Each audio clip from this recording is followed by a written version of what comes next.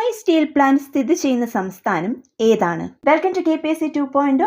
ഇന്ന് നമ്മൾ ഡിസ്കസ് ചെയ്യാൻ പോകുന്നത് നമ്മൾ ഇന്ന് പഠിക്കാൻ പോകുന്നത് ഇന്ത്യയിലെ ഏറ്റവും പ്രധാനപ്പെട്ട ഇരുമ്പുരുക്ക് വ്യവസായ ശാലകൾ. ഭിലായ് സ്റ്റീൽ പ്ലാന്റ് സ്ഥിതി ചെയ്യുന്ന സംസ്ഥാനം ഏതാണ്? കഴിഞ്ഞ ദിവസത്തെ 10th പ്രിലിംസിന്റെ സ്റ്റേജ് 4 ഒരു ചോദ്യമായിരുന്നു ഇത്. അന്ന് എക്സാം എഴുതിയ എല്ലാവർക്കും തന്നെ ഈ ചോദ്യം എഴുതാൻ സാധിച്ചു എന്ന് വിശ്വസിക്കുന്നു. ഇന്ന് നമ്മൾ ഡിസ്കസ് ചെയ്യാൻ പോകുന്നത് ഈ ചോദ്യവും ഇതുമായി ബന്ധപ്പെട്ട അനുബന്ധ വിവരങ്ങളുമാണ്. അതായത് ഇന്ത്യയിലെ പ്രധാനപ്പെട്ട ഇരുമ്പുരുക്ക് ശാലകൾ. ഇന്ത്യയിലെ ഏറ്റവും വലിയ ധാതു അധിഷ്ഠിത വ്യവസായം ഏതാണെന്നറിയാമോ? അതാണ് ഇരുമ്പുരുക്ക് വ്യവസായം. ഇരുമ്പുരുക്ക് വ്യവസായത്തിന് ആവശ്യമായ അസംസ്കൃത വസ്തുക്കൾ ഏതൊക്കെയാണ്? ഇരുമ്പയിര്, കൽക്കരി, ചുണ്ണാമ്പ് കല്ല്, ഡോളമെറ്റ്, മാംഗനീസ് എന്നിവയാണ് പ്രധാനപ്പെട്ട അസംസ്കൃത വസ്തുക്കൾ. എന്നാൽ ഈ അസംസ്കൃത വസ്തുക്കളെല്ലാം ഭാരം നഷ്ടപ്പെടുന്നവയായതിനാൽ ദീർഘദൂരം ഇവയെ ട്രാൻസ്പോർട്ട് ചെയ്യുക എന്നത് പോസിബിളായ കാര്യമല്ല.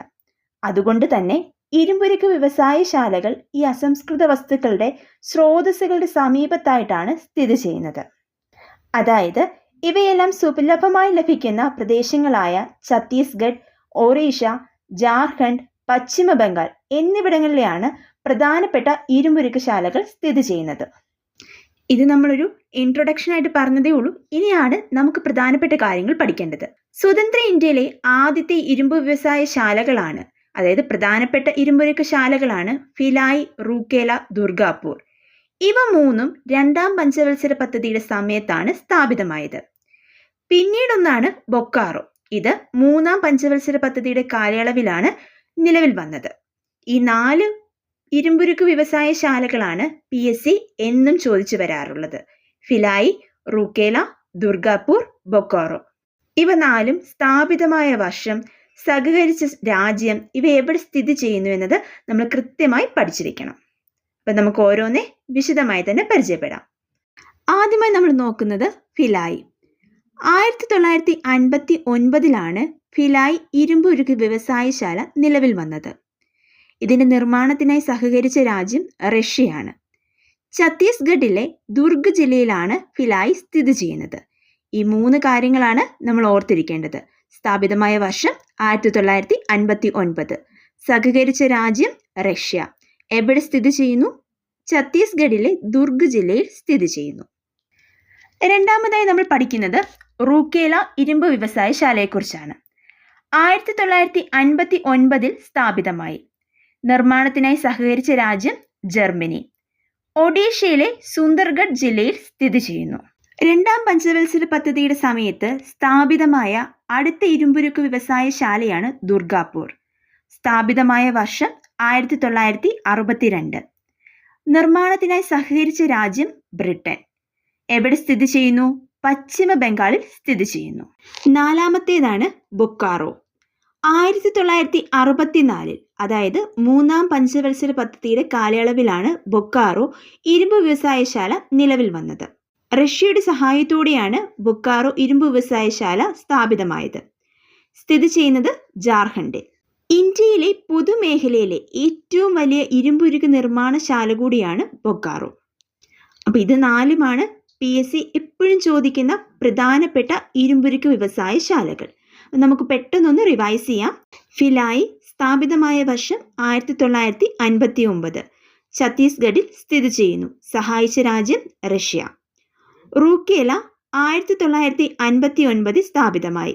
സ്ഥിതി ചെയ്യുന്ന സംസ്ഥാനം ഒഡീഷ, സഹകരിച്ച രാജ്യം ജർമ്മനി. ദുർഗാപൂർ 1962 സ്ഥാപിതമായി. പശ്ചിമ ബംഗാളിൽ സ്ഥിതി ചെയ്യുന്നു, സഹായിച്ച രാജ്യം ബ്രിട്ടൻ. ബൊക്കാറോ 1964 സ്ഥാപിതമായി. ജാർഖണ്ഡിൽ സ്ഥിതി ചെയ്യുന്നു. റഷ്യയുടെ സഹായത്തോടെയാണ് ബൊക്കാറോ സ്റ്റീൽ പ്ലാന്റ് സ്ഥാപിതമായത്. ഇന്ത്യയിലെ പൊതുമേഖലയിലെ ഏറ്റവും വലിയ ഇരുമ്പുരുക്ക് നിർമ്മാണശാല ബൊക്കാറോ ആണെന്ന് നമ്മൾ പഠിച്ചു. അപ്പോൾ ഇന്ത്യയിലെ സ്വകാര്യ മേഖലയിലെ ഏറ്റവും വലിയ സ്റ്റീൽ പ്ലാന്റ് ഏതാണ്? അതിനുത്തരം ടാറ്റ അയൺ ആൻഡ് സ്റ്റീൽ കമ്പനിയാണ്. അപ്പം നമുക്ക് ടാറ്റ അയൺ ആൻഡ് സ്റ്റീൽ കമ്പനിയെ കുറിച്ച് പെട്ടെന്നൊന്ന് നോക്കാം. സ്ഥിതി ചെയ്യുന്നത് ജാർഖണ്ഡിലെ ജംഷഡ്പൂരിൽ. ഇന്ത്യയിലെ ഏറ്റവും പഴക്കം ചെന്നതും വലിപ്പമുള്ളതുമായ സ്റ്റീൽ പ്ലാന്റ് ആണ് Tata iron and steel company. Tata iron and steel കമ്പനിയുടെ പുതിയ പേരാണ് ടാറ്റ സ്റ്റീൽ. അടുത്തതായി നമ്മൾ നോക്കുന്നത് ഇന്ത്യൻ അയൺ ആൻഡ് സ്റ്റീൽ കമ്പനിയെ കുറിച്ചാണ്. പൊതുമേഖലയിലെ ആദ്യത്തെ ഇരുമ്പുരുക്ക് വ്യവസായശാലയാണ് Indian iron and steel company. Indian iron and steel കമ്പനിയുടെ ആദ്യത്തെ ഫാക്ടറി സ്ഥാപിക്കപ്പെട്ടത് മധ്യപ്രദേശിലെ ഹിരാപൂരിലും രണ്ടാമത്തെ കമ്പനി സ്ഥാപിതമായത് പശ്ചിമ ബംഗാളിലെ കുൾട്ടിയിലുമാണ്. അപ്പോൾ പൊതുമേഖലയിലെ ആദ്യത്തെ ഇരുമ്പുരുക്ക് വ്യവസായശാല അയൺ ആൻഡ് സ്റ്റീൽ കമ്പനിയാണെന്ന് ഓർത്തു വയ്ക്കുക. ഇതിനോടൊപ്പം തന്നെ നമുക്ക് ഒരു സ്റ്റീൽ പ്ലാന്റിനെ കുറിച്ച് കൂടി പഠിക്കാനുണ്ട്. അതാണ് Visvesvaraya iron and steel plant. ദക്ഷിണേന്ത്യയിലെ ആദ്യ ഇരുമ്പുരുക്ക് ശാലയാണ് വിശ്വേശ്വരയ്യ ഇരുമ്പുരുക്ക് ശാല. Visvesvaraya iron and steel plant സ്ഥിതി ചെയ്യുന്നത് കർണാടകത്തിലെ ഷിമോഗ ജില്ലയിലെ ഭദ്രാവതിയിലാണ്. ഭദ്രാവതി നദീതീരത്താണ് Visvesvaraya iron and steel plant സ്ഥിതി ചെയ്യുന്നത്. അപ്പോൾ ഇതൊക്കെയാണ് ഇന്ത്യയിലെ ഏറ്റവും പ്രധാനപ്പെട്ട ഇരുമ്പുരുക്ക് വ്യവസായശാലകൾ. അപ്പോൾ ഇവിടുന്ന് PSC എപ്പോഴും എല്ലാ പരീക്ഷയിലും ഒരു ചോദ്യം ചോദിച്ചു വരുന്നതാണ്. അതുകൊണ്ട് തന്നെ ഇവയെല്ലാം വളരെ പ്രധാനപ്പെട്ടതാണ്. നന്നായിട്ട് തന്നെ പഠിച്ചു വെക്കണം. ഇതിൻ്റെ കൂട്ടത്തിൽ PSC ഇതിനു മുമ്പ് ചോദിച്ചിട്ടുള്ള ചില പ്രീവിയസ് ഇയർ ക്വസ്റ്റ്യൻ കൂടി നമുക്ക് പരിചയപ്പെട്ടു പോകാം.